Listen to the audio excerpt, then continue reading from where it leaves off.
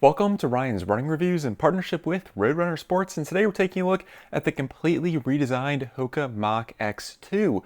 We're also going to compare it to last year's version, the X1, to see what changed. Let's run with it. Before we get started, I do want to say these shoes were provided to me by Roadrunner Sports. However, no one had a chance to preview this video, and the final synopsis is my own. I'd also like to say please leave a like on the video and consider subscribing. Here we go. The HOKA Mach X series is a super trainer. It's kind of in this unique category that sits between regular daily trainers and top tier super race day shoes. Now this has a full-length P-backs or plastic plate, which is a bit more flexible and less aggressive compared to a carbon fiber plate, which we see on HOKA's racing shoes like the Rocket and the Cielo. So this is really designed to be a really fast, up-tempo daily trainer, or honestly, this could even be a race day shoe for some runners, depending on your preference. I really liked what they did last year, and they went back to the drawing board and kind of completely redesigned this thing from heel to toe. So let's talk about it. The price does go up $10. The X1 costs $180, while the X2 goes up to $190.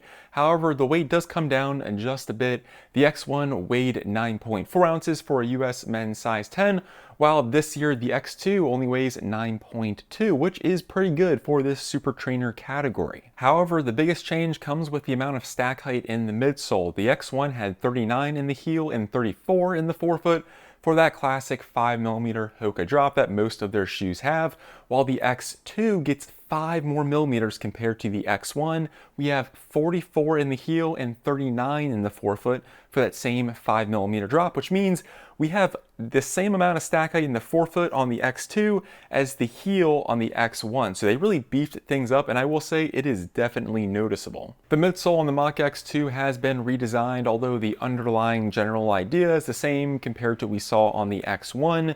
2 layers of foam. This white top layer is going to be a really soft and bouncy PEBA foam, similar to what we see on the Rocket and the Cielo HOKA's racing shoes. And then this green bottom layer is going to be a compression molded EVA, a bit firmer and kind of helps stabilize things. And then in between those 2 layers of foam, you have a full-length P-backs or plastic plate, which has been completely redesigned.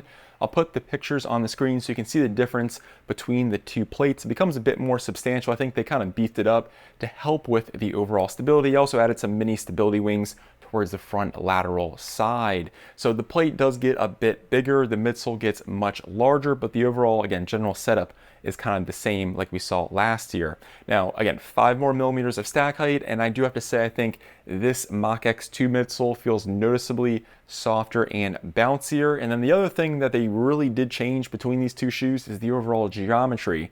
So you have a much more noticeable rocker. They said it's inspired by the Cielo X1, and that thing had a wild rocker, and I definitely feel like it's kind of headed in that direction. It's by no means as crazy as the Cielo X1 rocker, but feels much more noticeable compared to the rocker geometry we saw on the Mach X1.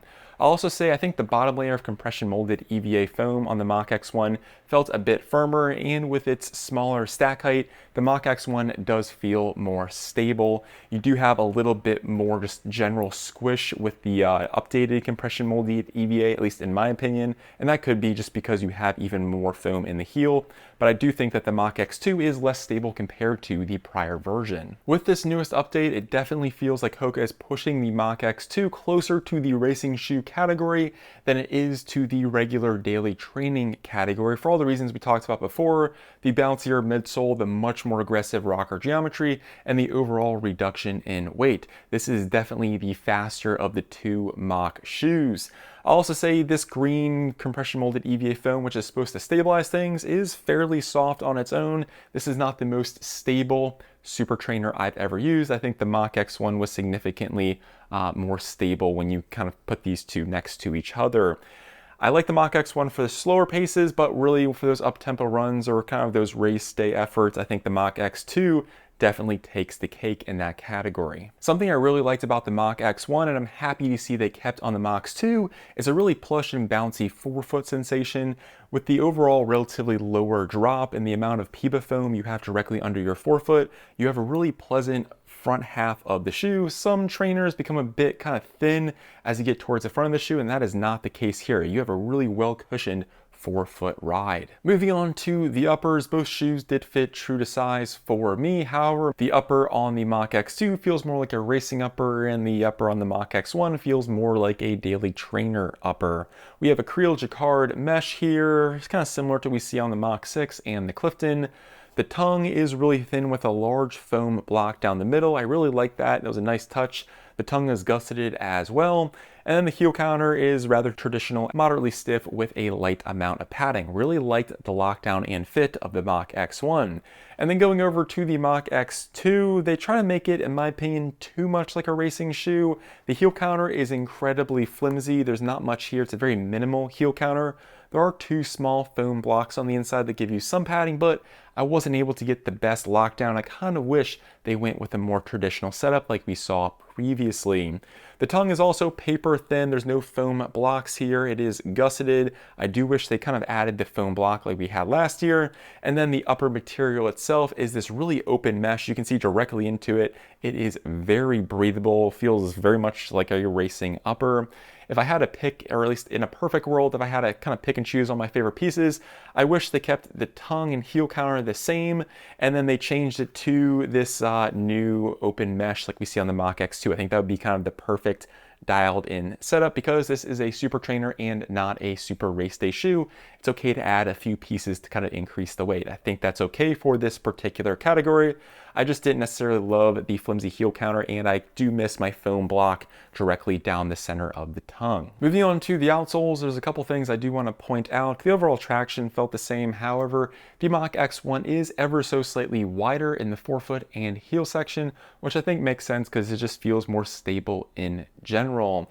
And then on the Mach X2, they added these deep cutouts towards the rear. It allows you to see kind of this plastic or P-Bax plate. However, it also allows the heel section to expand and feel softer compared to the X1, and that's on top of this shoe having 5 more millimeters of stack height. Again, the amount of stack height you have in the forefoot on the X2 is equal to the amount of stack height you have in the heel on the X1. So on top of just having 5 extra millimeters of stack height, you do get some additional compression in the heel because of the large cutout section. So overall, at the end of the day, it really comes down to the Mach X2 feeling more like a racing shoe and the Mach X feeling a little bit more closely related to a typical daily trainer.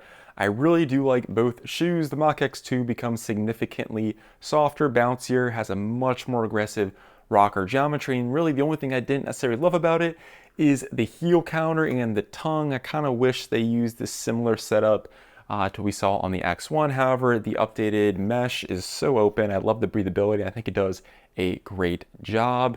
This thing definitely works much better at faster paces, while the Mach X1, I definitely like this shoe too. I think it does a little bit better at those kind of medium to slower paces, even though you can absolutely pick up the pace as well. It's just not as aggressive because it has a slightly less pronounced overall rocker geometry. So it really kind of comes down to what you are looking for, but I will say the Mach X2 feels completely different from its predecessor. Well, that concludes the review. Let me know in the comments what you think of this update and what direction do you want to see the HOKA Mach X go in. I would love to hear from you. I'm Ryan from Ryan's Running Reviews, and I'll catch you guys on the next one. Thanks.